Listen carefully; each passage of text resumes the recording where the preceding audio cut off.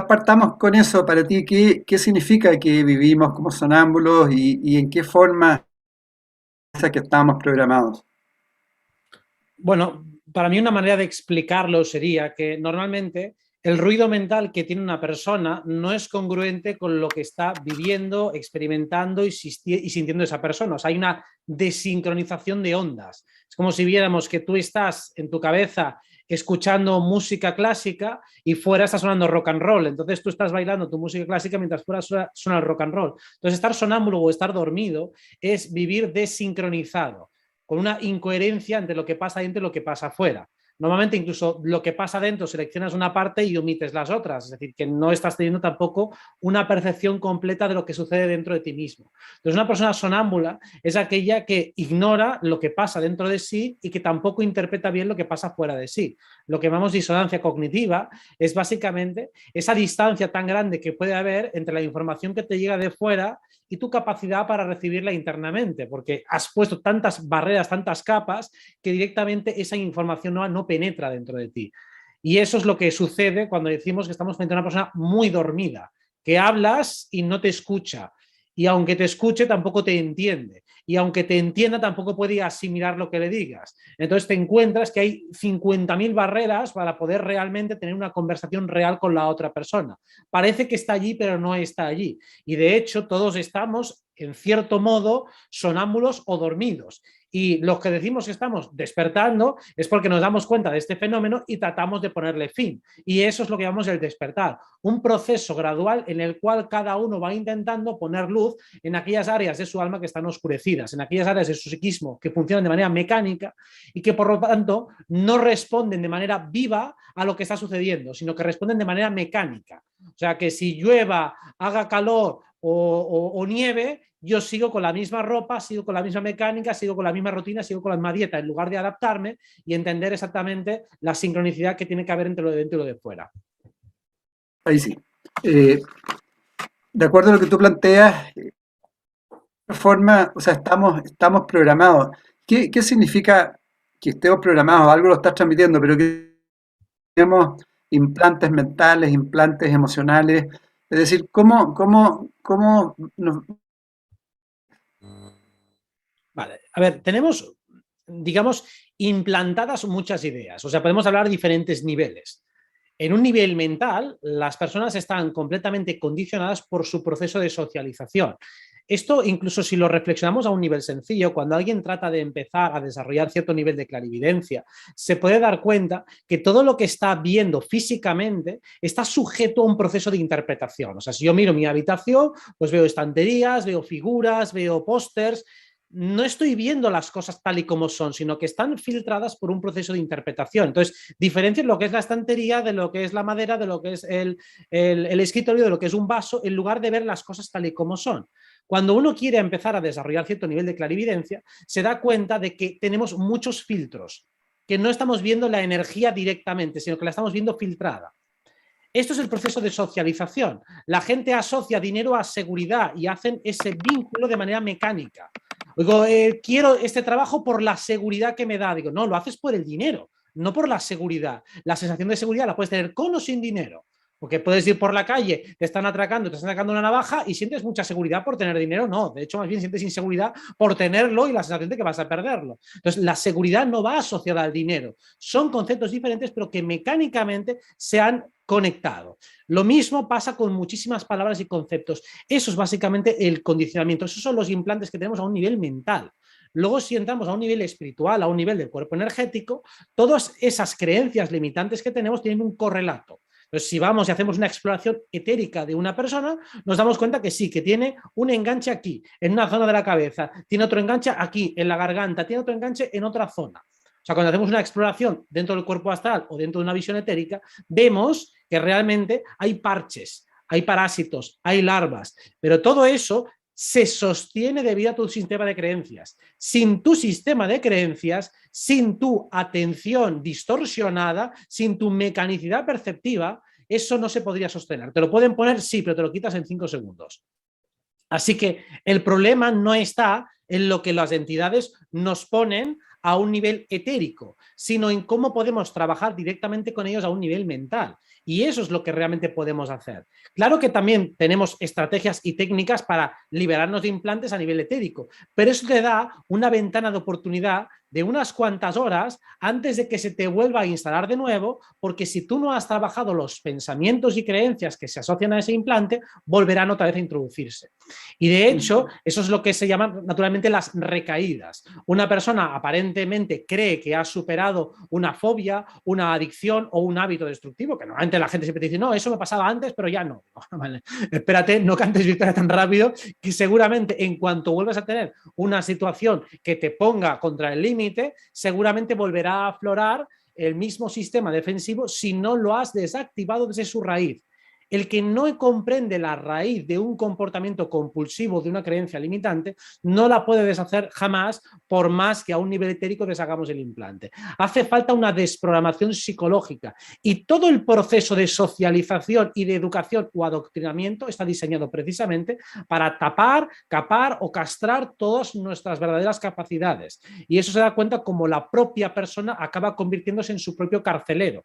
Y dices, ¿haces esto porque quieres? Sí, claro, no, yo no lo hago porque quiero. Y te das cuenta que la persona se empieza a contradecir a sí misma porque ni siquiera ha reflexionado por qué hace lo que hace o por qué no hace lo que no hace. Cuando a una persona la acorralas preguntándole el porqué de sus acciones, te das cuenta de que no sabe, no tiene ni idea de cuál es el germen original de sus acciones. No lo ha Sí. reflexionado nunca. Y si tiras un poco de lío, te das cuenta que hay condicionantes de su pasado, de su infancia, de donde sea. Cierto, cierto. Y no tiene que ver también, Robert, un poco como lo plantean también grandes sabios, filósofos, el bajo nivel de vigilia y principalmente el problema de atención. Y yo he escuchado ya de varios maestros que dicen que lo primero que uno debería hacer en el desarrollo de conciencia es trabajar la atención. ¿Qué opinas tú al respecto? Absolutamente de acuerdo. O sea, esa es la base de todo, es el adiestramiento atencional. Si podemos ubicar lo que llamamos libre albedrío en algún lugar, tiene que ser la atención. O sea, nuestra atención es soberana. La atención puede estar condicionada por estímulos, puede estar condicionada por sistemas de atracción. Es decir, si mi cuerpo físico está dolorido, mi atención tiende a ir hacia él porque se ha producido un desequilibrio físico. Si tengo un desequilibrio a nivel mental, por ejemplo, porque tengo una actividad que me está presionando, tengo un problema intelectual que resolver, mi atención se va para allá. Entonces, mi libre albedrío está condicionado. Pero aún así tengo la capacidad de vencer esa atracción morbosa que me genera el desequilibrio en lo físico o el desequilibrio en lo mental. Tengo la capacidad de elevarme y ponerme o situarme en un lugar superior. Por ejemplo, un lugar de conciencia testigo, que es lo que te dicen los sabios y los místicos. Cuando tú empiezas a analizar el proceso intelectual, cuando te das cuenta de cómo piensas, de por qué piensas lo que piensas, es decir, cuando pongo mi atención en lo que sucede en mi mente, todo aquello que no es intrínsecamente genuino se va, desaparece. Porque además empiezo a adquirir cierto discernimiento. Cuando uno escucha con absoluta atención lo que está oyendo desde fuera, empieza a captar el tono vibratorio que tiene el sonido, empieza a captar el tono vibratorio que tiene la imagen, empieza a captar el tono vibratorio que tiene un discurso. Por eso decimos que algo nos resuena o nos rechina, porque estamos con la atención puesta de un modo tan intenso, tan pleno, que podemos llegar a captar la facultad vibratoria que hay o la calidad vibratoria que tiene cualquier sonido, cualquier expresión, cualquier imagen. Entonces, todo es una cuestión de la atención. El sonambulismo del que hablamos es tener la atención distraída, estar en un estado de mecanicidad perpetua en la cual no estoy atento a los estímulos que estoy recibiendo, no soy consciente de los estímulos o de los impulsos volitivos que nacen en mí. A veces estoy persiguiendo algo y ni siquiera sé que lo estoy persiguiendo, pero mis hechos me delatan. Y te estás enfadado, no, no estoy enfadado, y estoy gritando y tal, ni siquiera atiendo a lo que estoy manifestando, a lo que estoy emitiendo. Y ese es de alguna manera la gran victoria del sistema de control que ha conseguido que la mayoría de las personas se desatiendan a sí mismas y que pongan toda su atención en auténticas gilipolleces. Cuando tú tienes puesta la atención en chorradas enormes, entonces ya estás completamente manipulado, porque toda tu energía, toda la que tienes, está al servicio de algo que no eres tú y que además te quita poder. ¿Y cuáles serían los primeros pasos para trabajar esa atención? Claro, normalmente se te recomienda, y yo estoy de acuerdo con ello, empezar con ejercicios sencillos. Atiende cosas básicas como tu respiración. atiende cosas básicas como las cosas que estás haciendo. Si estás comiendo, come y saborea la comida. Estás respirando, respira profunda y hondamente. Si estás pensando, a veces se utiliza como sinónimo de pensar el meditar. Estoy meditando sobre una cuestión. Y simplemente cuando utilizamos la expresión meditar como sinónimo de pensar, es porque estoy pensando profundamente sobre esta cuestión. Y cuando uno dice no estoy pensando en nada, claro que tiene una actividad mental, pero es una actividad mental mecánica, o sea, no estoy poniendo atención.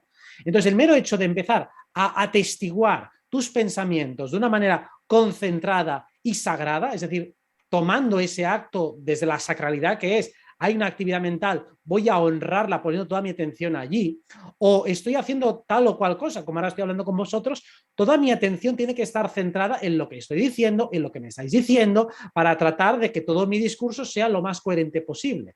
Eso es intentar estar en el presente. Todas las acciones que hacemos durante el día son importantes. Y también lo que me gusta a mí, que ya, seguramente ya lo conocéis, me encanta tratar de estar presente cuando sueño, o sea, cuando el cuerpo está en el máximo nivel de inconsciente, pues ahí también tratar de estar atento y estar consciente para darme cuenta de que efectivamente estoy entrando en una fase distinta. Hablamos de lo que es el sueño lúcido o el viaje astral, que es cuando sigo sosteniendo mi atención, incluso aunque mi cuerpo esté durmiendo, aunque mi mente esté atontada, es igual, ahí consigo colarme, porque la atención es una cosa y la mente es otra. Y por eso cuando conseguimos sostener cierto nivel de silencio en cualquier momento, también podemos mantener la atención puesta en el habla, podemos poner la atención puesta en la escucha, en la comida, o sea, vamos a intentar poner la máxima atención en todas nuestras actividades sensoriales. Cualquiera de mis percepciones es sagradas, lo que escucho, lo que veo, lo que huelo, lo que olfateo, lo que degusto, lo que toco, todo es sagrado, todo tiene la máxima atención.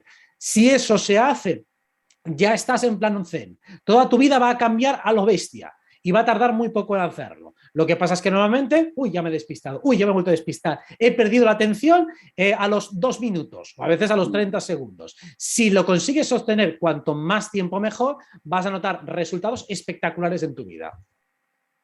Cierto.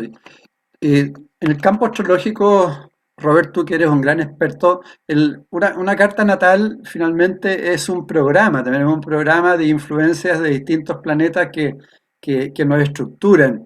Eh, ¿Cómo se originan esos campos energéticos y es posible salir de esa programación, de ese programa? A ver, ¿cómo se origina? No creo que te lo pueda responder de una manera fidedigna, no creo que lo sepa nadie. O sea, Mm, podemos describir, saber cómo funcionan, pero el comprender el origen ya tenemos que entrar en el campo especulativo metafísico y te puedo dar una respuesta, pero no sería una respuesta concluyente porque probablemente con el tiempo la iré mejorando, actualizando o incluso rebatiendo. Así que de acuerdo. cualquier respuesta que te dé sería de carácter meramente provisional. Lo que sí que se puede explicar es cómo trascenderlo. Por supuesto que se puede ir más allá, pero para eso hay que salir de este vehículo humano. O sea, nuestra carta natal se refiere a este vehículo. ¿Somos más que este vehículo? Sí. Siempre que sales fuera del vehículo, trasciendes tu carta natal. Pero en cuanto vuelves a este vehículo, vuelves a tu carta natal. O sea, básicamente esa es la solución.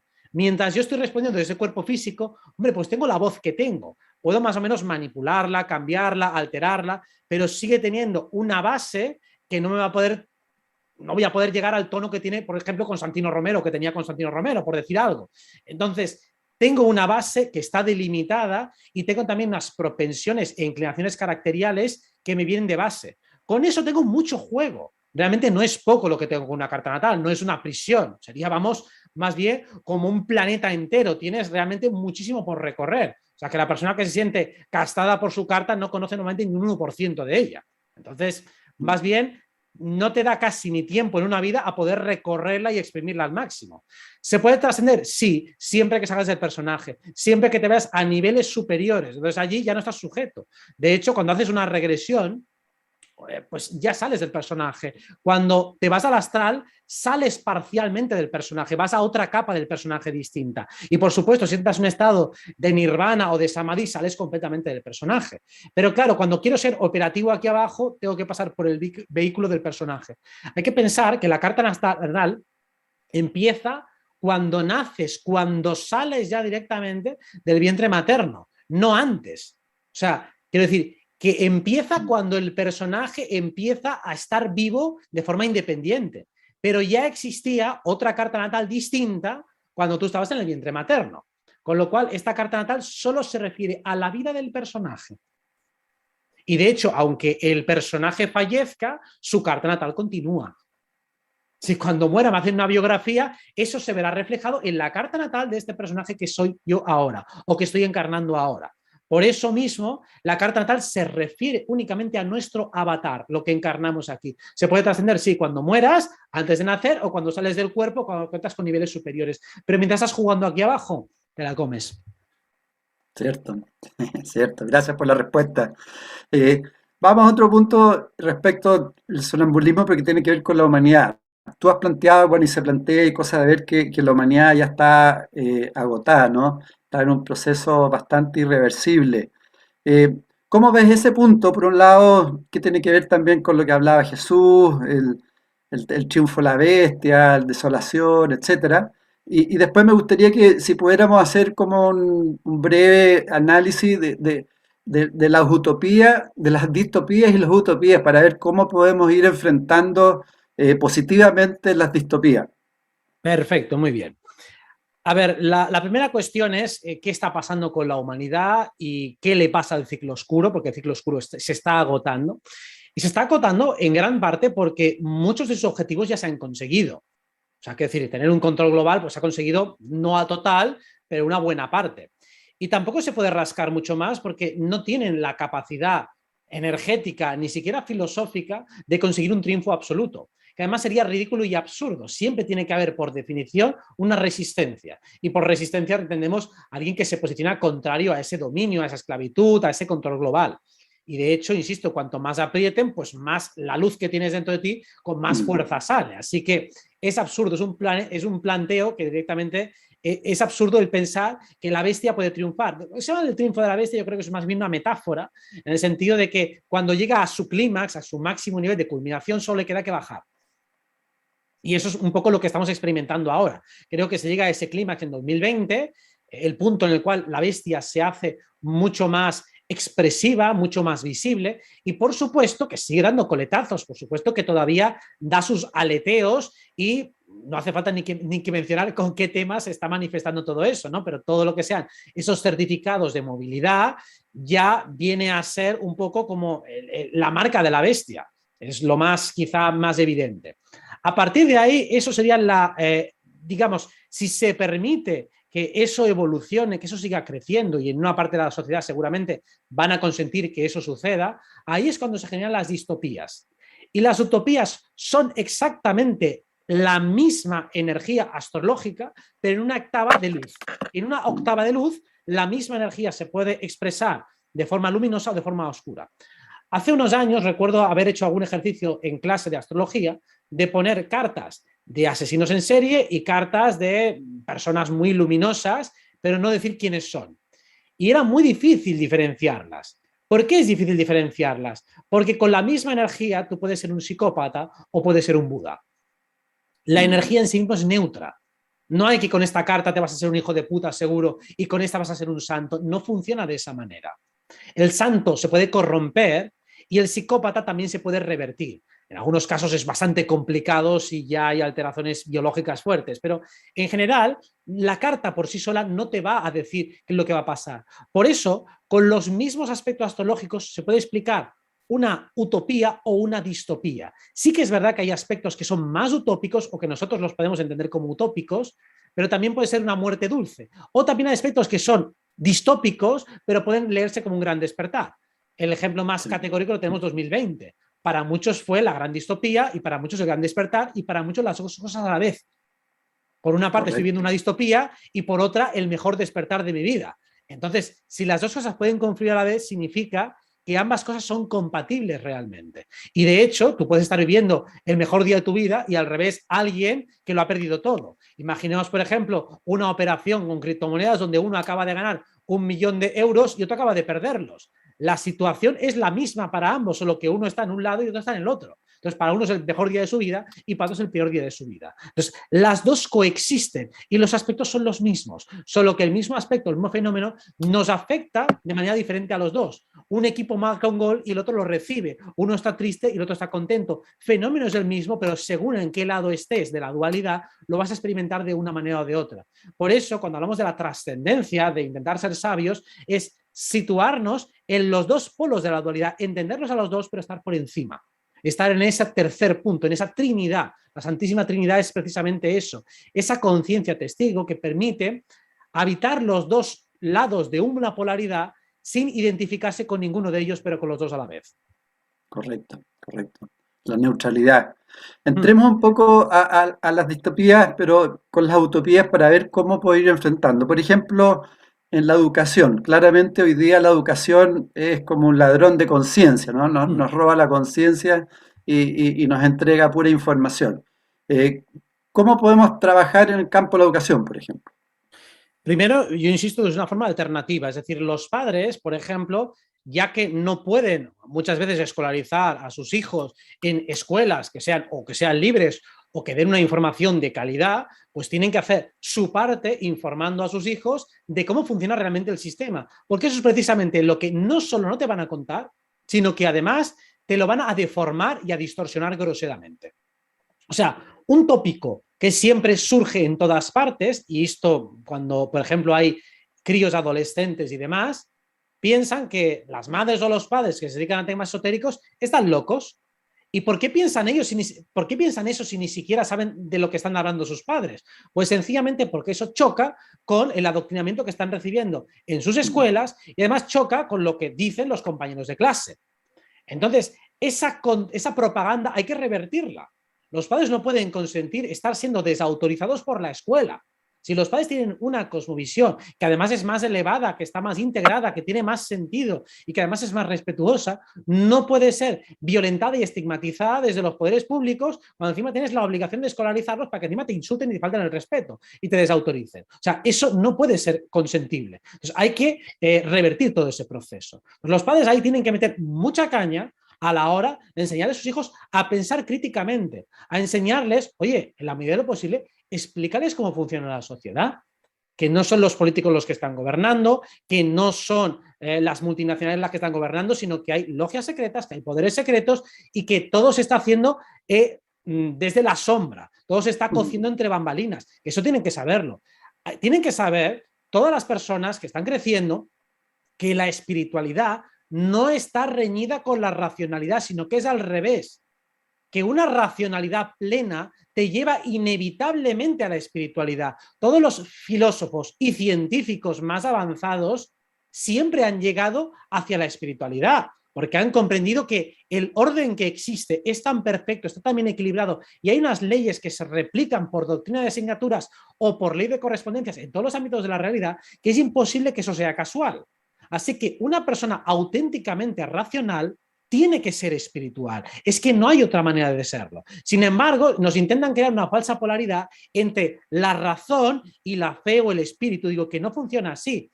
Vuestro modelo cientificista sí que requiere fe, porque me estáis explicando un montón de cosas que yo no puedo comprobar directamente. Me dicen que alguien lo ha comprobado, pero yo no puedo directamente. El otro día leí una noticia que decían que la NASA había investigado 37.000 galaxias.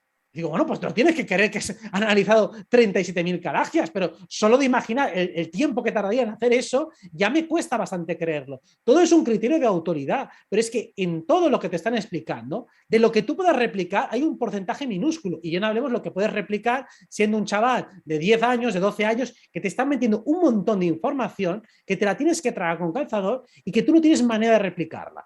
Entonces, la manera en que yo plantearía siempre la educación es empezar por todo aquello que uno puede comprobar directamente, por todo aquello que seguro que puede comprobar, que sabe que puede funcionar.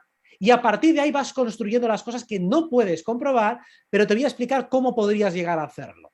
Pues para mí una educación integral e inteligente es empezar desde lo que tienes más cerca a lo que tienes más lejos, nunca al revés. No empieces por un modelo cosmológico si no puedes completarlo. No me digas que no sabe cómo el universo se formó y que todo es por azar. Si no sabes cómo se formó, entonces, ¿para qué me empiezas con esto? Dice, mira, eso no se sabe, punto. No se sabe. Entonces, pregunta abierta, investigalo. No me hagas creer que lo sabéis todo y luego de repente, uy, hay que encerrar a todo el mundo porque no sabemos nada. Uy, que a lo mejor se va a ver un apagón mundial porque no sabemos cómo prepararnos para temas eléctricos. O sea, o estamos en la edad media o estamos en nada futurista, pero no podemos estar en los dos sitios a la vez, que es lo que nos intentan vender cada día. De Entonces, acuerdo. empezar a desnudar las mentiras del sistema es la mejor alternativa para complementar la educación psicopática que los chavales reciben. Y relacionado con lo que estás planteando, Robert, otra distopía es la tecnología, ¿no? De alguna Mm. forma, moldea la identidad, tenemos reconocimiento facial, estamos con el 5G, inteligencia artificial, las adicciones, y Harari habla él de colonialismo digital. ¿Cómo ves esa parte de la distopía y de la utopía? Claro, ahí es el principio de Acuario, que ahora estamos en esta era acuariana justo arrancando, tiene diferentes vertientes. Desde la oscuridad es simplemente la tecnocracia. ¿Y la tecnocracia qué significaría? Sería emular todo aquello que puede hacer el ser humano si desarrolla sus capacidades parapsíquicas con instrumental técnico, con instrumental tecnológico. O sea, todo lo que podemos hacer, pues lo vamos a hacer, pero con tecnología, para que tú no tengas que hacer el esfuerzo, que es una manera de decir para que tú no lo hagas. Porque si tú lo hicieras, entonces ya no necesitarías la tecnología. Entonces, la tecnocracia es una manera de intentar instaurar un régimen en el que el sistema lo provee absolutamente todo hasta que dependas completamente de él y en un momento dado te lo retiro para poder chantajearte, que es lo que nos hacen ahora con los certificados, ¿no? Yo te doy los servicios, te doy esto y ahora te lo quito. Ahora te lo doy, ahora te lo quito. Ahora te dejo salir de casa, ahora te lo quito otra vez. Ahora te dejo entrar aquí, ahora ese es el juego del sistema, hacerte dependiente. Precisamente lo que promovemos desde la energía acuariana en la luz es generar el máximo nivel de independencia. ¿Y qué relación se genera con los demás? El máximo nivel de influencia. Es decir, cuanto más independiente soy y más autosuficiente soy, más influyente soy en los demás. ¿Por qué soy más influyente? Porque tengo más que aportar. Si tengo más que aportar, significa que mis transacciones tienen más valor, con lo cual tengo menos miedo a la pobreza, porque si tengo mucho que aportar, yo soy rico. De hecho, ¿qué es la riqueza? El balance que tienes entre lo que necesitas y lo que puedes dar. Si lo que tengo es muy valioso y lo que necesito se puede obtener con poco esfuerzo, entonces ya soy multimillonario. Porque tener mucho dinero y tener muchas necesidades es ser pobre. Tener mucho dinero y tener que dedicar todo el tiempo a gestionarlo es ser pobre. Esos multimillonarios de las élites, para mí son pobres. Para mí no tienen más riqueza que yo. Porque si tienen que dedicar todas sus vidas, todo su linaje y tienen que hacer rituales y programaciones mentales de toda la población para sostener su riqueza, eso es pobreza. Entonces, para ellos realmente se están creando una distopía y una cárcel para sí mismos. Ellos no viven una utopía. Por eso no les envidio para nada. Una utopía empieza por uno mismo. Si yo consigo estar aquí de puta madre, siendo más independiente, reduciendo el nivel de dependencia que tengo hacia lo externo, entonces puedo mejorar la influencia que tengo hacia lo externo. Entonces, esto es un camino de dos direcciones. Tengo que ser independiente y tengo que ser influyente. Y de esa manera mis transacciones serán de mucha más calidad. Hacia ahí es donde va nuestra utopía. Un montón de personas que van ganando poco a poco capacidad de independencia. Eso también implica que trabajan mejor sus habilidades. Una reflexión que hacía hace poco es que la pirámide de Maslow realmente está invertida. Es al revés. No funciona como nos dicen. Lo dicen primero es la supervivencia, después va esto, después va lo otro. No, es al revés. Imaginemos que tenemos un problema de supervivencia grave. Estoy yo solo en una ciudad desconocida y temo por mi vida y necesito comer. ¿Y qué hago? Pues como solo es pirámide de Maslow, pues voy a robar. Y robo a alguien algo de dinero y con eso consigo comida o robo comida. Al día siguiente tengo dos problemas. Tengo que volver a comer y seguramente tengo personas que me están persiguiendo por ladrón. Entonces, realmente mi supervivencia está todavía en peor estado de lo que estaba el día anterior. Sin embargo, si yo en esa pirámide de Maslow digo, no, aquí lo importante es el espíritu, después viene el propósito, luego las habilidades sociales o el amor. Si yo realmente pienso, ¿qué puedo darle yo a los demás para que me den comida? Y trato de ofrecer o llegar a un trueque con alguien. Digo, mira, pues yo puedo ser bueno ilustrando zapatos, o yo te puedo cantar una canción, o yo te hago una carta natal, o yo te leo la mano, o yo te entretengo, o yo te escucho tus problemas, o yo hago lo que sea, probablemente conseguiré comida y al día siguiente a lo mejor tengo hasta refugio. Entonces, si le doy completamente la vuelta a las cosas y empiezo desde lo sutil y luego acabo en lo denso, realmente he dado la vuelta a la pirámide de Maslow. Entonces, la materia llega como conclusión inevitable. El dinero te llegará cuando lo necesites. ¿Necesito dinero? Tengo dinero. ¿Qué no necesito? Pues no llega. Me importa 3 pepinos. No me voy a pelear por eso. Pero nos lo han enseñado todo al revés. Y lo han enseñado todo al revés precisamente para crear esa distopía. Yo creo que necesito la electricidad y no la necesito. Por supuesto que si la tengo la uso, pero si no la uso ya haré otras cosas. Y si no me quedaré meditando o me quedaré haciendo lo que sea. Leeré con una vela y si no tengo que leer, pues me hago un viaje astral. O sea, no hay nada que pueda hacer el sistema para controlarnos y que eso sea una traba inevitable. Precisamente, cuanto más trabas me pongas, más energía me vas a obligar a movilizar. Así que bienvenido sea el problema que me quieras plantear. Vale. Bueno, eso está muy relacionado también con el campo de la sociedad.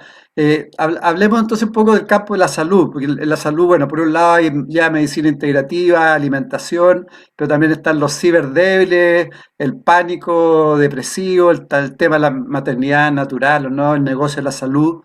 ¿Cómo ves tú las utopías en el campo de la salud? ¿La utopía o la distopía o las dos? Las dos, sí. Las dos. Claro, la distopía es básicamente tratar de vulgarizar y convertir todos los fenómenos en artificiales, ¿no? El otro día comentábamos una noticia en la cual se podía crear una especie de vientre cibernético para poder reemplazar lo que es el feto materno por una máquina. O sea, ya se pueden hacer ese tipo de aberraciones. O sea, vamos a intentar, pues eso, emular y reproducir todos los procesos naturales. Ya se ha hecho con la comida, con los cultivos, se puede hacer con las hormonas, los partos programados. Bueno, eso en cierto modo, para casos extremos, es funcional y está muy bien. El problema de lo que subyace ahí detrás es que lo que se busca es atrofiarnos todavía más. O sea, eso es como si yo dejo de hacer ejercicio y voy todo el rato en coche. Pues bueno, el coche te puede servir en un momento dado para recorrer una larga distancia, pero si lo utilizas para ir a la panadería de enfrente, entonces estás atrofiando tu musculatura. Entonces, lo que se busca con el sistema es crear un ejército de zombies. Cuanto más zombies seas, más dependes del sistema, lo que comentábamos antes. Dentro de la salud, dentro de la utopía, lo que buscamos es lo mismo, más autosuficiencia. Oye, todo lo que pueda resolver sin plantas, sin complementos, sin vitaminas, mejor. Si tengo que recurrir a algo que sea natural y solo voy a recurrir a lo artificial cuando ya estoy muy jodido. Entonces, todo lo que implique mayor nivel de autosuficiencia, esa es la clave. Todo lo que pueda arreglar simplemente con la mente o lo que pueda arreglar con la energía, mejor que lo que pueda arreglar desde el cuerpo. O sea, si tengo que actuar sobre el cuerpo, es porque ya voy tarde. O sea, siempre la lógica es la misma. Primero desde lo sutil. Si desde lo sutil no puedo, bueno, una etapa más densa. Es como alguien te atraca, tienes una situación violenta. Hombre, si lo puedes resolver hablando, mejor que no sacando tú una navaja o intentando pegar o intentando correr. Si puedes decir, oye, mira, por favor, ¿qué tal? Si eres capaz de vencerle dialécticamente, asustarle y que se vaya, pues mucho mejor. Entonces, esa siempre es la lógica. Vamos a intentar ir al mayor nivel de autosuficiencia. Y esto en salud es algo que suele aterrar a la mayoría de las personas. Me duele la cabeza, uy, a ver qué me pasa. Voy corriendo a preguntarle a alguien, en lugar de a lo mejor descansar. A ver, párate, a ver qué pasa. En lugar de asustarte, en lugar de correr a buscar un remedio o tomarte cualquier cosa, primero a ver qué sucede. A ver si parándote, relajándote y respirando se resuelve el problema. Salvo si es algo ya muy agudo. Pero normalmente cuando es una tontería, pues simplemente parando y descansando, que es lo que un médico normal te va a decir. Descanse, vuelva mañana, no es nada, que no sé qué, se ha subido un poco la tensión, ya está a punto. Es un proceso fisiológico normal. Entonces creo que la medicina moderna realmente, la verdadera medicina utópica moderna, va hacia un poco lo que era la medicina china tradicional, que era mantener sano al paciente. Trabajar en lo sutil, los hábitos de cuidado preventivo para no tener ni siquiera que recurrir a los remedios, salvo en procesos de fractura, de infartos o de problemáticas graves. Pero al final es mantener el sistema en equilibrio. De hecho, la salud como concepto es muy sencilla. Es yo tengo que mantener un organismo en cierto equilibrio. ¿Qué es tener hambre? Tener un desequilibrio energético. ¿Qué es tener sed? Tener un desequilibrio energético. ¿Qué es tener sueño? Tener un desequilibrio energético. Y es aprender a compensarlo. Esto con los fármacos se intenta compensar de una manera bioquímica, sin entender las raíces que te llevan a ese desequilibrio. Y a lo mejor si estoy cansado es porque estoy trabajando muchas horas. Entonces, primero voy a la base más fácil, antes de ir simplemente a la bioquímica. Digo, dime algo para tener más energía. Digo, sal de ese trabajo de mierda, por favor. Empieza por lo Correcto, básico. En lugar de actuar sobre la materia física, empieza por lo sutil. de acuerdo. Bueno, otro campo que cada día, por lo menos en Chile, yo lo veo en España y en otros lados, es la política, ¿no? Las leyes del futuro, el cortoplacismo, el populismo, la ética, la corrupción, control de datos, el concepto de democracia, los líderes psicópatas, etcétera. ¿Cómo ves esa área, digamos, de la política? Yo creo que líderes psicópatas es una redundancia. A ver, para mí la Ah, política está muerta. La política ya murió hace muchos años y ya el certificado de función fue 2020. O sea, a partir de ahí ya no hay nadie, me refiero que con cierta cordura, que pueda seguir confiando en la política. Podría a lo mejor alguien confiar en algún político. Ya hemos visto a los políticos africanos que dieron la cara lo que les pasó. O sea, los pocos que quedaban, que tenían algo de dignidad, ya se los han ido quitando de en medio. Y los otros, pues seguramente entre los que estaban propiamente controlados por el sistema y puestos ahí como peones y demás, pues también poco a poco se han ido descartando mutuamente. Sea como sea, los modelos políticos, al estar muertos, ya no hay nada que hacer allí. O sea, lo que queda es derrumbar ese sistema, deslegitimarlo completamente. Mi recomendación sería directamente no votar, pasar completamente y crear alternativas de organización fuera del sistema. ¿Por qué? Porque entrar dentro del sistema está completamente putrefacto. O sea, si hubiera una obligatoriedad de decir todos los políticos, notarios, fiscales, jueces, administradores, funcionarios en general, que pertenecen a alguna logia, sea masónica o del tipo que sea, el sistema se derrumbaba. Hay un conflicto de intereses brutal. Si la mayoría tienen un pacto de lealtad donde prima su lealtad hacia la logia respecto a la lealtad frente al Estado, evidentemente que ellos siempre van a hacer lo que les diga la logia, aunque eso contravenga el interés general, que normalmente suele contravenir el interés general. A partir de ahí, todo el sistema está corrupto desde la base. No se puede simplemente pensar que cambiando una pieza por otra va a funcionar. Todo está corrupto desde la base. O sea, si nosotros analizamos el derecho administrativo, por ejemplo, cómo está configurada la administración, todo está diseñado por un auténtico psicópata para que tú pierdas toda tu vida y todo tu tiempo y toda tu energía en trámites, en permisos, en pérdidas de tiempo estúpidas para que al final no llegues a nada. Para que al final, cuando haces una reclamación judicial, al cabo de 10 años sí te dan la razón. El daño ya está hecho, ya está todo fastidiado. O sea, antes un presidente te jode el mundo, te jode la vida, hace leyes psicópatas y al cabo de 10 años es condenado. Pero al cabo de 10 años, ¿qué más da? Ya se han puesto otro. ¿Qué más da que el presidente de 10 años, de hace 10 años, lo hubiera jodido todo si luego va a ser juzgado 10 años después, cuando hemos puesto otro que hace exactamente lo mismo? Y tardará 15 años en ser juzgado. No sirve de nada. O sea, el sistema no funciona ni va a funcionar porque está corrupto desde la propia esencia, desde la propia columna vertebral, desde su chakra base. El chakra base ya está podrido. Todo lo que viene después, a continuación, tiene esa misma pudredumbre. A partir de ahí, lo único que nos espera es derribar el sistema, no queda otra. Y eso empieza desde los paradigmas que hemos hablado antes, desde la educación, desde una nueva salud, y desde ahí se pueden crear otras formas de organización fuera de la política que conocemos ahora mismo, de los estados, de las naciones. Todo ese juego criminal está diseñado siempre desde el mismo momento. Crear una ficción política entre la izquierda y la derecha, un secesionismo, unos que aparentemente son rebeldes pero no lo son, unos terroristas que aparentemente sirven para justificar luego las medidas criminales y la respuesta policial para luego desbancarlos. Todo es lo mismo.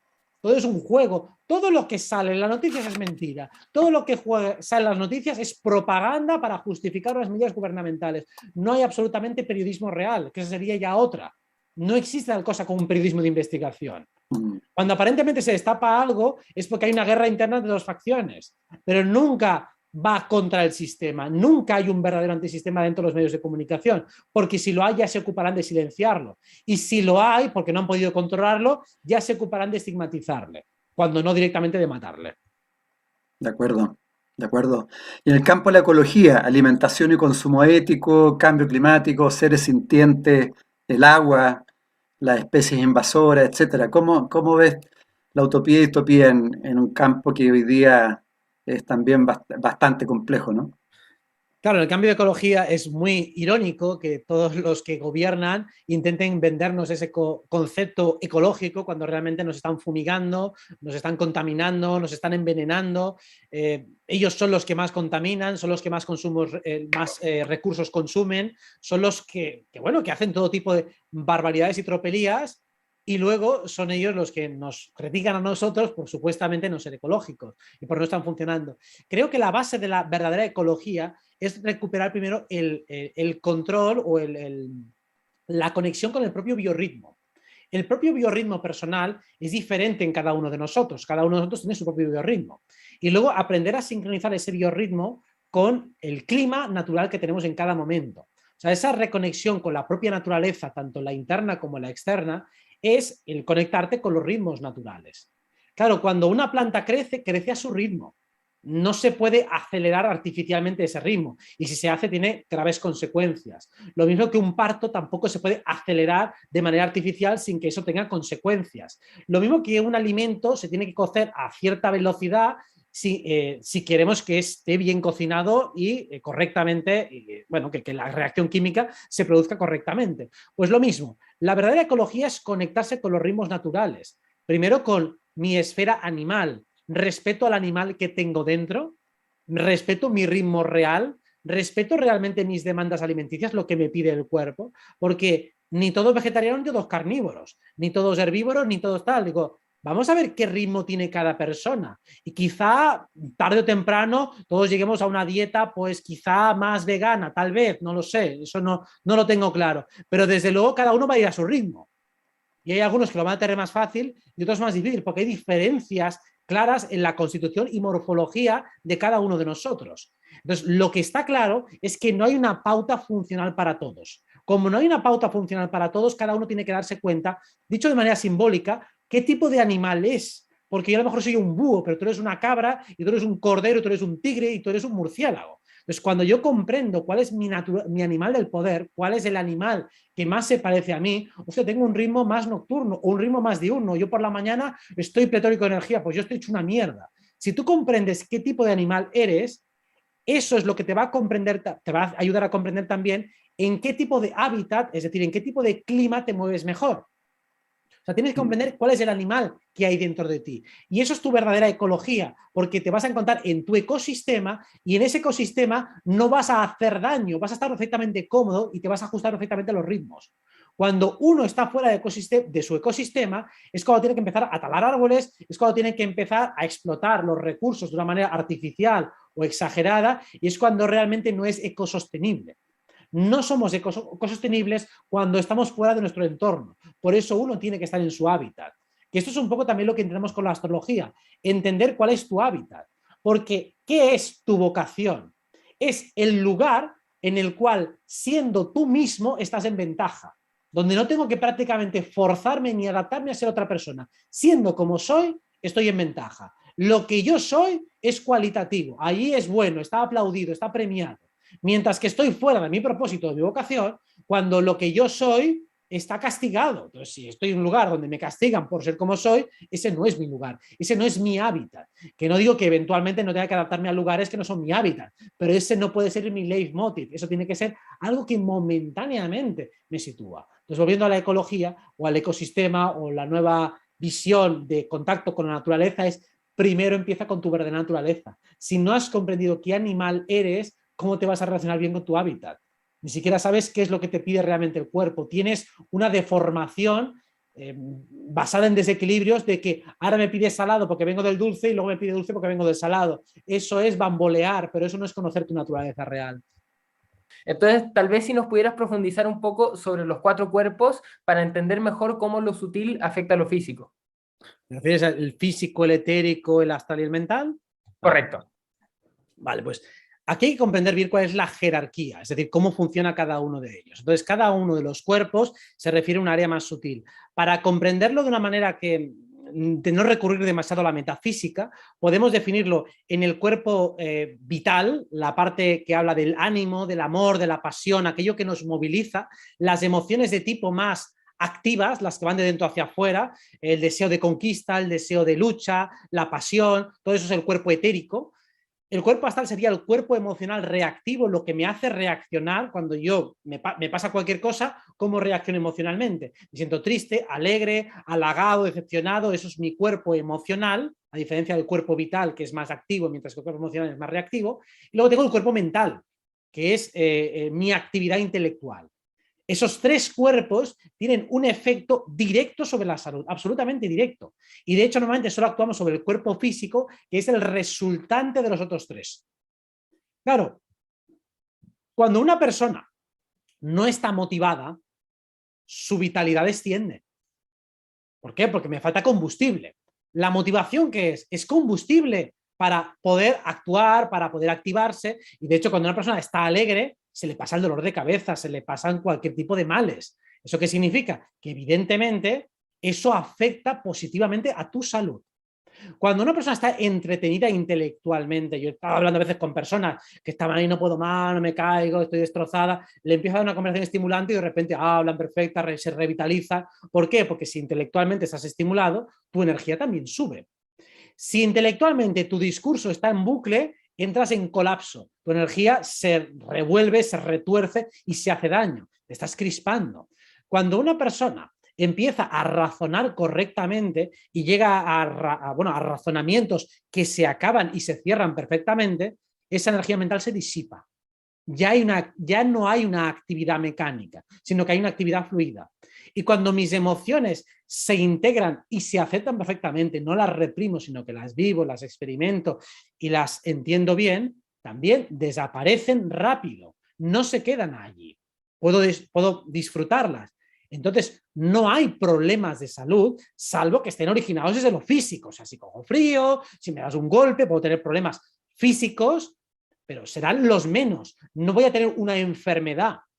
Cuando se hablan de enfermedades, y más de enfermedades incurables, se está mintiendo descaradamente. No hay tal cosa como enfermedades incurables. Puede haber alguna patología momentánea que puede costar más o menos corregir, pero todo se puede llegar a corregir si se entiende cuál es la causa. Y me importa tres pepinos si me digas que tengo un gen, que si es hereditario y mierdas en vinagre, que no funciona así, coño. Que no estás estigmatizado de base, que todo se puede corregir. Hombre, si eres ciego de nacimiento te va a costar más que si lo que tienes es un dolor de cabeza crónico. El dolor de cabeza crónico va a ser mucho más fácil. O un insomnio crónico, todo eso se puede corregir. O es que tengo fibromialgia, se puede corregir cualquier cosa de estas, por supuesto que sí. Y hay muchas maneras. Pero primero es, ¿has equilibrado los otros tres cuerpos? ¿Estás bien pase lo que pase? Porque digo, vale, mi cuerpo emocional, mi cuerpo emocional, yo no estoy bien. Pero ahora me dices algo que me molesta un poco y ya me estoy alterando. Entonces mi cuerpo emocional no está bien. Está momentáneamente en reposo. Pero ese cuerpo le doy un toquecito y te lo cargo. Es como si tienes un coche desguazado y destrozado y digo, bueno, si lo pones la arrancas. Digo, ya, pero le pongo una cuesta y se te queda parado. Entonces ese coche está hecho una mierda. Que simplemente si está en reposo, pues sí, no te va a explotar estando en reposo. Pues entonces es lo mismo. ¿Tu cuerpo mental está bien? Si yo te hago 4 preguntas jodidas, ¿te vas a quedar colapsado o vas a responder con fluidez? ¿Vas a hacer un razonamiento hasta el final? Me extrañaría. La mayoría de la gente le empiezas a preguntar un poquito por qué ha hecho esto, por qué ha hecho lo otro, desde dónde lo ha hecho y ya entran en colapso y están 3 días que no pueden ni dormir. Entonces ese cuerpo mental no está bien.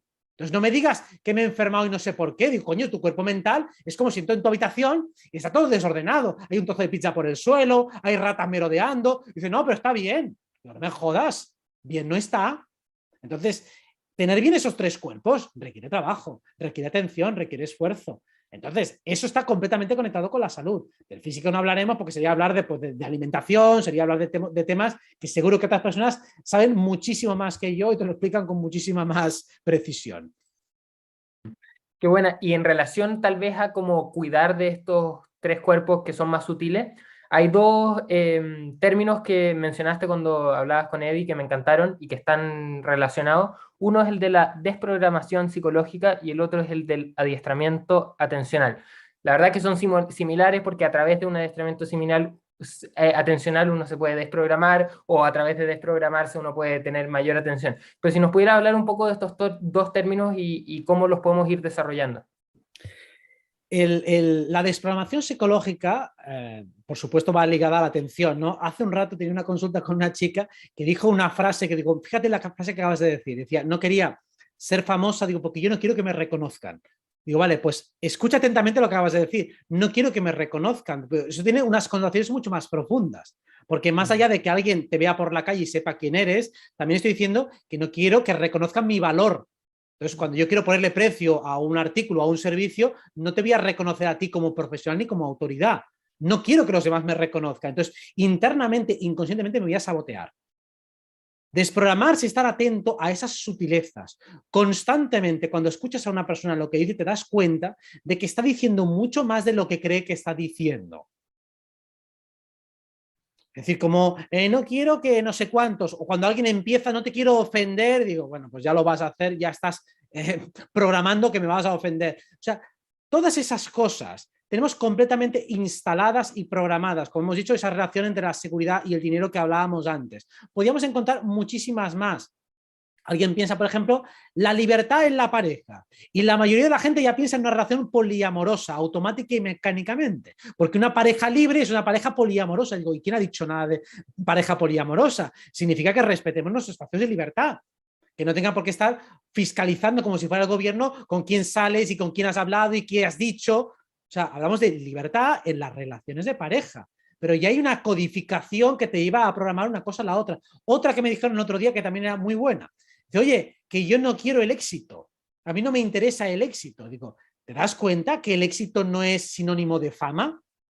Tener éxito en una acción es que yo quiero hacer algo y lo consigo. O sea, como ejemplo, quiero beberme este vaso de agua, consigo coger el agua, bebérmelo y por lo tanto refrescarme. O sea, tengo éxito en una acción. Cuando digo que no quiero tener éxito, estoy diciendo que quiero fracasar.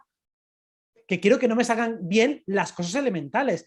Eso está codificado a nivel inconsciente. ¿Pero por qué? Porque estamos utilizando malas palabras constantemente. No estamos pensando realmente todas las connotaciones adicionales que le agregamos a cada palabra. Entonces, desprogramarse es estar atento a todo lo que se dice. Yo siempre pienso, digo, si puedo explicar algo con menos palabras, mejor. Porque cada palabra sobrante generalmente es una justificación. ¿Y esa justificación a quién se la estoy haciendo? Pues a un interlocutor imaginario. Porque ahora voy a hacer esta reflexión adicional porque alguien me criticó el otro día y entonces estoy respondiendo a ese interlocutor.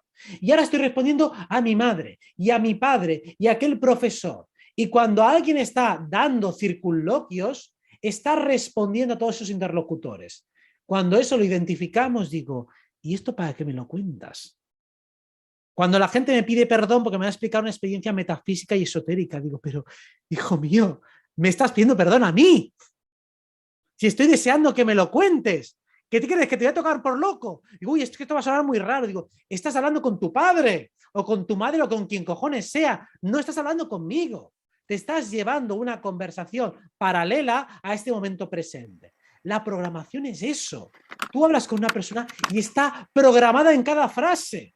Digo, hostia puta, y lo notas por el tono. ¿Estás atento al tono? Digo, tono, programación, programación, programación, programación, programación. Le acorralas un poco, poco, coño, ha dicho una frase real. Digo, wow, ahí has hablado realmente. Y lo captas por el tono, por la vibración que tiene. Estás atento a cada cosa que ha cambiado. Esto es como el lenguaje corporal. Cada persona tiene una mecánica corporal, unos tics o unos hábitos físico-corporales. Cuando ves algo que se sale de la norma, digo, ahí ha pasado algo. De repente empezó a rascarse aquí en esta zona. Digo, ¿qué ha pasado? Porque si te estás rascando ahí cada 3 minutos, pues no pasa nada. Pero si de repente empiezas a rascarte ahí, ahí ha pasado algo. Y más si eso ha venido precedido de una pregunta que le has hecho. Digo, uy, ahí hay que profundizar.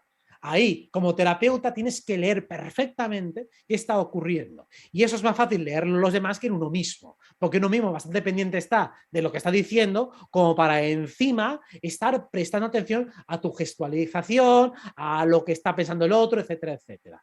Entonces, atiende a cada momento las cosas importantes. A partir de ahí, vas a ver sentido a todo. Hemos visto dentro de estos como facetas de esta nueva humanidad son las redes sociales. Las famosas redes sociales omnipotentes, omnipresentes. Dentro de estas redes sociales han aparecido miles, si no decir decenas o cientos de miles de, le voy a llamar activadores de conciencia. Desde tu perspectiva, Robert, ¿dónde puedes ver que dentro de este grupo de personas también se está cayendo tal vez en algún tipo de sonambulismo, o hay ciertas programaciones que podemos trabajar así un mensaje para ese tipo, para las personas que están en ese rol de activador de conciencia, por llamarlo? ¿Te refieres a todos los despiertos, divulgadores de conciencia? Exacto, hay muchos, miles de personas con muchos seguidores que están divulgando información de conciencia, pero donde tal vez se puede ver que también se está cayendo en cierto sonambulismo en ese grupo de personas. Bueno, yo desde mi punto de vista soy poco crítico con la mayoría de divulgadores porque ya por el mero hecho de exponerse e intentar hacer algo, ya lo valoro. Todos como divulgadores somos incompletos. Todos no vamos a llegar a todas partes y vamos a tener nuestro sesgo personal. Lo único que siempre le pido a alguien es que dé el máximo de sí mismo, que dentro de su campo dé el máximo de sus capacidades, dentro de lo que pueda. Algunos, desde luego, van a caer en el alarmismo porque es que ya son así. O sea, no es porque quieran, es porque están asustados. Y al estar asustados te van a transmitir ese miedo. Es que entiendo que no pueden evitarlo. Entonces, desde ese punto de vista, claro que podría hacer un ejercicio crítico, decir, mira, a este le pondría que fuera más sintético, a este le diría que fuera más constructivo, pero es que seguramente si pudiera hacerlo ya lo haría. Y si no lo hace es porque no sabe hacerlo mejor. Eso es lo que quiero y creo entender. O sea, que tampoco le puedo pedir peras al olmo. Entonces, por eso creo que aquí la idea y lo interesante es escuchar a muchas voces y sobre todo escuchar la propia. O sea, quiero decir que dentro de los que somos activadores de conocimiento, para mí, el papel más importante, aparte de intentar inspirar, ayudar y dar conocimientos, también es entretener. Porque el trabajo importante de conciencia lo hace uno mismo. Te puedo entretener un rato, te puedo empujar, animarte. Es más un papel motivador casi que instructor. Por eso, claro que intento darte el conocimiento lo más riguroso y masticado, pero quiero que te lo pases bien. Porque si te lo pasas bien, luego vas a asociar el conocimiento a algo divertido. Y tú vas a querer hacerlo por tu cuenta. Te vas a sentir más cómodo y además vas a ver que tener conocimiento, tener buen conocimiento te empodera, te hace estar mejor, te hace sentir mejor, te hace estar mejor. Entonces, dentro de los divulgadores, insisto, podría hacer un análisis crítico, pero es que me costaría ser constructivo porque ya entiendo que a la mayoría, ¿a este que le voy a pedir? Si es que no, tampoco da para más, es que tampoco puede. O esto tampoco se lo ha investigado tanto. Digo, bastante está haciendo ya. Digo, ya me gustaría que hubiera más. Para mí hay pocos. Por muchos que haya, sigue habiendo pocos. ¿Qué es lo que podría hacer como crítica más genérica para que nadie se sienta aludido? Que la mayoría está generando poco contenido propio. Que la mayoría está repitiendo lo que ya ha escuchado de otros. Pues para mí lo más interesante es, vale, aunque hayas dicho muchas veces las mismas cosas, intenta decirlas cada vez de una manera diferente. Intenta hacer ese ejercicio de renovación y de actualización.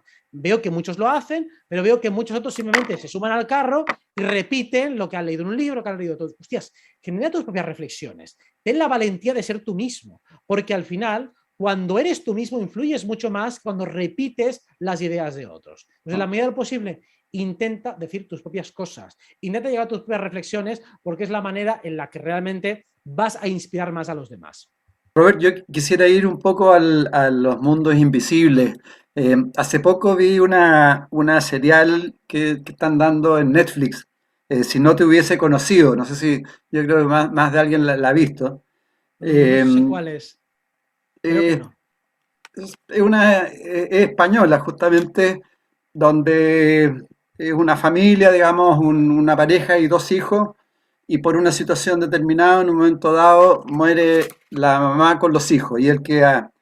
Y, y en la serie conoce a una señora X que lo salva de un suicidio y lo lleva a un portal. Ella estaba experimentando y quiere ir al personaje para poder experimentar con él y lo introduce en el portal y él va teniendo distintas experiencias dentro del portal. Entonces, mi pregunta es, bueno, y él se va viendo, no a sí mismo, va viendo al mismo físicamente, por ejemplo, un mismo Robert, por ejemplo, pero en distintas dimensiones, y de alguna forma le empezaba a pasar lo mismo. Entonces, tú que has profundizado bastante en el tema de los portales y en el tema de las dimensiones, ¿cómo tú visualizas cómo funcionamos en eso, en términos multidimensionales? Hay, en este caso, no sé, 10 Edgardo que están funcionando en distintas dimensiones. Sí. ¿Cómo opera? Operan siguiendo primero una trama sagrada que es paralela. O sea, primero tiene la misma carta natal. si tienen la misma carta natal, tienen los mismos tránsitos en los mismos momentos. Eso significa que, eso es algo que en astrología podemos ver fácilmente, que los momentos de activación siempre están marcados. Lo que pasa es que podemos vivir la misma experiencia en un nivel muy distinto. Por ejemplo, esto se ve muy, muy claramente con las personas que son gemelas o que son mellizas, ¿no? Porque entonces los eventos suceden de una manera sincrónica, ¿no? Mi pareja que tiene una melliza, pues cuando la melliza se queda embarazada, mi pareja justo tiene como parto un proyecto personal muy importante, un proyecto de trabajo. Y además prácticamente le llaman de la misma manera tanto a su hijo como al programa que tienen cada uno de ellas. Acá los dos proyectos prácticamente se llaman igual sin haberlo hablado entre sí. Eso significa que a un nivel simbólico arquetípico se está viviendo lo mismo, las situaciones son paralelas, tienen el mismo sustrato simbólico. Sin embargo, el libre albedrío te permite vivirlo en muchas escalas vibratorias distintas. Lo que hemos hablado al principio a nivel de escala global de Acuario. Acuario puede ser la tecnocracia, la interdependencia del sistema, o también puede ser la independencia del sistema, o sea, la vincularidad consciente o una vincularidad inconsciente, pero siempre hay una vincularidad desde lo tecnológico o desde lo telepático. Cada uno puede vincular de una manera diferente. Siempre es algo nuevo, algo avanzado, pero puede ser orgánico o puede ser técnico. En las vidas paralelas de la multidimensionalidad, lo que podemos vernos es a nosotros mismos en otras capas, en otros momentos. Esto en el astral he hecho el experimento muchísimas veces y entrar en mi habitación en otras líneas temporales. Entonces, está todo cambiado de sitio. Hay otros muebles, hay otras figuras, hay otros pósters. A veces he copiado ideas de dimensiones paralelas, digo, coño, pues eso está muy bien puesto, hay una idea muy original a nivel de decoración que luego me la traslado a la mía. O a veces incluso he llegado, pues eso, a mirar álbumes de fotos y ver cómo mis compañeros de clase están un poco cambiados. O yo mismo, pues cambio ligeramente el físico, claro, porque evidentemente con la misma edad, pues a lo mejor tengo una marca aquí, o en otra tengo una marca allá, el peinado es ligeramente diferente. Todo eso va cambiando. Entonces te das cuenta de que tu propio avatar tiene diferentes réplicas. Y que entonces puedes también mirar en las otras para ver, oye, ¿y qué han hecho los otros yoes en esa circunstancia o en una situación parecida? Y puedes hablar con ellos y sacar ideas. Y al sacar ideas también mutuamente os vais nutriendo. Es bastante interesante, lo que pasa es que es un procedimiento bastante difícil acceder a poder intercambiar ideas con otra versión de ti mismo. Porque generalmente los encuentros son muy rápidos, son muy fugaces y más bien haces un intercambio energético rápido en el cual luego para retener la información de manera consciente es difícil. Estos los exámenes le llaman la segunda atención. Cuando estás en el otro lado puedes captar muchísima información, pero es difícil traértela conscientemente de vuelta porque funciona a otra velocidad. Entonces, traducir de lo que sucede en el otro lado a lo que sucede aquí es algo muy complicado. Y de ahí que tengamos que hacer mucho, mucho, mucho esfuerzo para poder decodificar en tiempo real lo que está pasando al otro lado. Por eso, aunque he tenido algunas experiencias fugaces con los otros yoes, han sido eso, bastante breves y con una información, pues eso, bastante limitada. Ahora, hay situaciones que aparentemente son inevitables, ¿no? Como puede ser un accidente o la muerte misma física, etcétera. ¿Cómo lo ves? Son evitables. O sea, lo que es inevitable es el suceso que tiene una carga energética X, que puede ser una carga muy alta. Cuando esa carga energética es muy, muy, muy, muy inconsciente, suele detonarse desde fuera hacia adentro, es decir, por ejemplo, en forma de accidente. Cuando la carga energética está muy interiorizada, eso se expresa de dentro hacia afuera. Quiero hacer un cambio. No es lo mismo que yo tenga claro que quiero hacer un cambio, con lo cual la energía está dentro y se expresa hacia afuera, que yo me resista a hacer el cambio y eso se exprese de fuera hacia adentro. Tengo un accidente que luego me ayuda a reevaluar mi vida y eso me motiva a hacer un cambio. Entonces, lo que es inevitable es la movilización energética en un momento determinado. Lo que vayas a hacer con ella o cómo esté de integrado tu sistema, entendido tu sistema como tu campo toroidal que incluye lo interno y lo externo circundante, el cómo esté configurado en ese momento, eso sí que depende de ti, eso es tu libre albedrío. Y por eso se puede ver en las diferentes dimensiones cómo he ido gestionando mi energía de manera diferente. En una vida he sido más guerrero y con lo cual esa energía de lucha está mucho más interiorizada, pero entonces la energía de amor está más en déficit. En otro he sido más amorosa, pero la energía de que está en déficit es la energía guerrera. Y así sucesivamente. Yo tengo un campo energético y muchos, digamos, fichas que distribuir y puedo distribuir la energía de maneras muy distintas. Tengo que hacer la alineación como quiera, pero al final tengo que conseguir ese equilibrio sistémico que es a base de experiencias. Lo que está marcado astrológicamente son los momentos de detonación y cuando hay mucha energía alineada, ahí ya veremos lo que va a pasar. Eso sí que es inevitable. La muerte se puede evitar, la enfermedad se puede evitar, el accidente se puede evitar, el evento cumbre no se puede evitar. Excelente, gracias por la respuesta. Y respecto a los trabajos energéticos, tú transmites mucho y para muchas personas, me incluyo, ¿cómo podemos ir desarrollando estos trabajos energéticos que se relacionan con el sueño, con los viajes astrales, con la visualización, etcétera, como para ir conectándose con y ir sintiendo nuestra energía? Bueno, tú mismo lo has dicho, hay que sentir la energía, hay que aprender a sentirla. Esto realmente es tan sencillo como pensar, uno cómo describiría, si tuviera que explicarle a alguien, por ejemplo, que es tetrapléjico, cómo haces para mover un brazo, ¿cómo lo dirías? Digo, pues yo doy la orden internamente de mover un brazo. Pero si tuvieras que describirlo, digo, no, pero no lo entiendo así. ¿Cómo lo describirías? Sería bastante complicado, no es un acto tan mecánico que nos cuesta mucho describirlo en palabras. Pues el cuerpo energético es algo parecido. ¿Cómo se hacen las cosas haciéndolas? Por eso los chamanes le llaman el intento. Intenta hacerlo y lo conseguirás, te irá llegando la respuesta. Es decir, si yo pongo la intención, por ejemplo, de querer ver los mundos sutiles, poco a poco voy entendiendo la mejor manera de hacerlo. Porque si pongo interés, me llega la respuesta. Si pongo intención en querer notar la energía, me doy cuenta de que mi propia mente ya sabe cómo hacerlo. Algo que comentaba Castaneda, y que lo puedo corroborar, es que él cuando aprendí a ver la energía, lo primero que me di cuenta es si la he estado viendo toda la vida, solo que no me he dado cuenta. O sea, cuando tú te quedas mirando una pared, por ejemplo, y te fijas que hay como una especie de puntitos que se mueven, eso es la energía. Cuando la miras fijamente mucho rato, esos puntitos cada vez se hacen más grandes, cada vez se hacen más luminosos, cada vez cogen más formas. Y si estás mucho más rato sin desconcentrarte, cada vez ves figuras geométricas y al final empiezas a ver sombras y al final empiezas a ver figuras. Y coño, ¿dónde está el misterio? Simplemente que no le presto atención sostenida. No tiene ninguna complicación, no tiene ningún misterio. Lo difícil es la disciplina.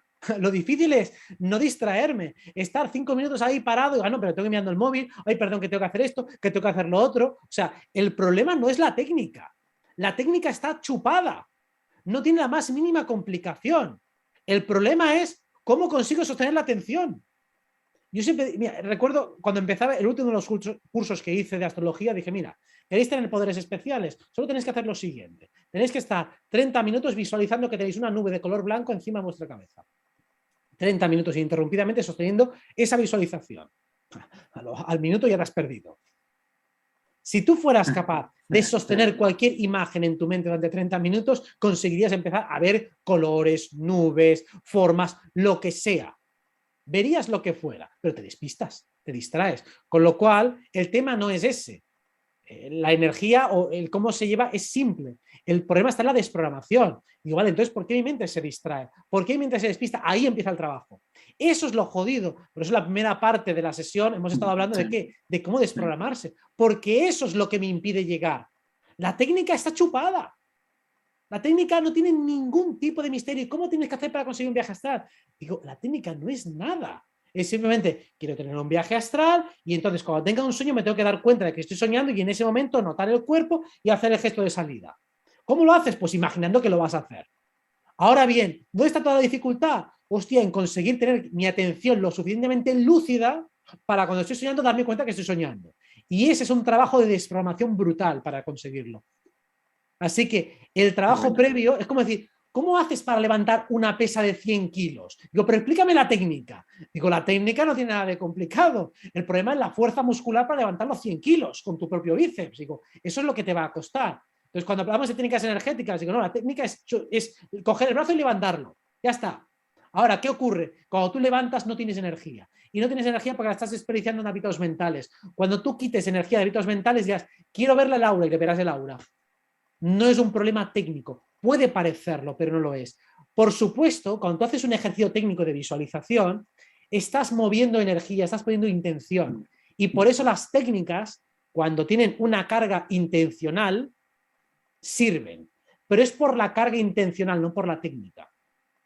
Los niños pequeños, ¿por qué ven? ¿Por qué ven cosas? Porque están menos programados. Al tener menos conceptos, menos filtros mentales, ven la energía directamente. Porque ellos no ven una casa, un niño, ellos ven cosas. Y como ven cosas y no las nombran, ven la energía fluida. Nosotros la vemos compartimentada. Al compartimentarla no veo la pared en blanco. Como en la pared no hay nada, pues no me fijo que es el lugar en el que mejor se ve la energía. El lugar, o cuando miras al cielo, si el cielo es lo mejor, te pones a mirar el cielo y ves puntitos de colores todo el rato. Coño, céntrate en los putos puntitos. Te centras en los puntitos 30 minutos y acabarás viendo de todo. Mira si es Bueno, fácil. buenísimo. Bueno, querido Robert, para ir cerrando, tu visión también, tu consejo respecto al proceso de transformación.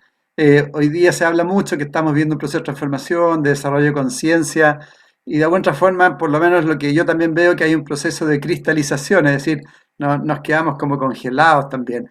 ¿Qué puedes transmitir respecto a cómo abordar este proceso de transformación y desarrollo de conciencia? Para mí lo más importante es que el orden de los factores siempre altera el producto. ¿Y a esto qué me refiero? Normalmente dentro del aprendizaje que hay desde el punto de vista de conciencia, tenemos como todos los conceptos pero desordenados. Sabemos que hay que fluir, pero no sabemos cuándo hay que fluir. Sabemos que hay que poner límites, pero no sabemos cuándo hay que poner límites. Sabemos que hay que ayudar, pero no sabemos cuándo hay que ayudar. Y eso es lo que más encuentro como, digamos, como crítica para los disidentes, para los divulgadores, que normalmente hay una confusión de cuál es el momento de pasar a la acción, cuándo no hay que pasar a la acción, cuándo hay que esperar, cuándo hay que visualizar. O sea, tú no te vas a poner a visualizar cuando ya la lava te está persiguiendo, ahí tienes que correr. Pero antes de que venga lava y tal, ahí visualizas, ahí creas. Entonces, es saber cuándo algo ya se ha densificado, ahí tienes que empezar a utilizar la fuerza, pero siempre desde la perspectiva de la energía. Para mí, transformarse significa incorporar algo nuevo. Y para incorporar algo nuevo tengo que dejarle espacio, por lo tanto tengo que derribar y quitarme algo viejo. El problema es detectar qué es lo que me tengo que quitar y qué es lo que tengo que incorporar. Normalmente, una persona que está programada, y todos estamos programados, hace asociaciones equivocadas. Por ejemplo, imagínate que yo llego a la conclusión, por ejemplo, de que he cometido un error, por ejemplo, en una consulta con un consultante, porque ese día iba demasiado confiado. Y pienso que el problema es mi actitud, cuando a lo mejor he cometido un error técnico por falta de conocimiento. Entonces yo estoy atribuyendo el problema a mi actitud desenfadada y alegre y osada, cuando realmente es un problema técnico. Entonces, en ese sentido, yo hago una asociación mental según la cual el problema es que no puedes ir demasiado subido, demasiado listillo o demasiado valiente, porque entonces cometes errores, cuando realmente lo que tengo que hacer es estudiar mejor la lección. Lo que tengo que hacer es estar más atento y tratar de ver y analizar mejor lo que está pasando. Entonces, el orden de los factores alterar el producto significa, ¿he identificado bien qué es lo que sobra en esta ecuación y qué es lo que falta? ¿Lo he identificado bien? ¿O me he quedado con rápido, uy, la gente está que no me vibra, fuera? Digo, hombre, antes de echar de tu vida a alguien, piénsatelo bien.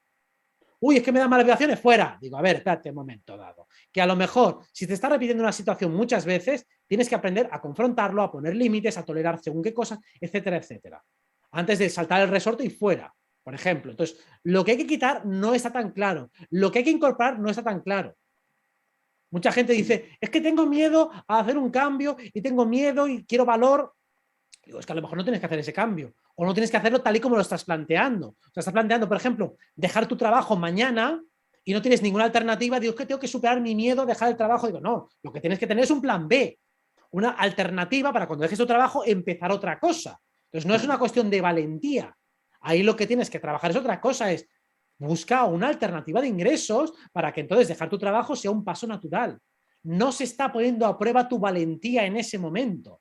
Cuando se ponga a prueba tu valentía, te lo voy a decir claramente. Digo, no, aquí ya no hay excusa. Déjate de mierdas que te estás poniendo pretextos estúpidos. Que esto es algo que siempre dice la gente, tenemos que salir a la calle a enfrentarnos y tal. Digo, habrá momentos de salir a la calle, pero cuando haya acciones muy concretas contra las que haya que enfrentarse y haya fallado todo lo demás. Cuando ha fallado todo lo demás, entonces salimos a la calle en masa, como último recurso, pero no como primero. Como primero, cuando no somos una masa crítica de gente, es absurdo. ¿Cómo nos va a tratar la prensa? Primero, la prensa no nos va a tratar. Y si nos trata, seremos activistas de extrema derecha. zumbados, terroristas. No tiene sentido. Pues primero, trabajemos lo sutil. Y lo sutil es, oye, convence a más gente. Intenta que la gente que está de nuestra parte no sea violenta. Que tenga la fama de ser gente racional. Que tenga fama de ser gente dialogante. Gente que piensa mucho. Gente que realmente tiene un espíritu crítico, un espíritu de buscar la verdad. Porque entonces una manifestación de ese tipo de gente, si la hace bien, no van a poder descalificarla. Y cuando no se puede descalificar, eso tiene mucha más potencia.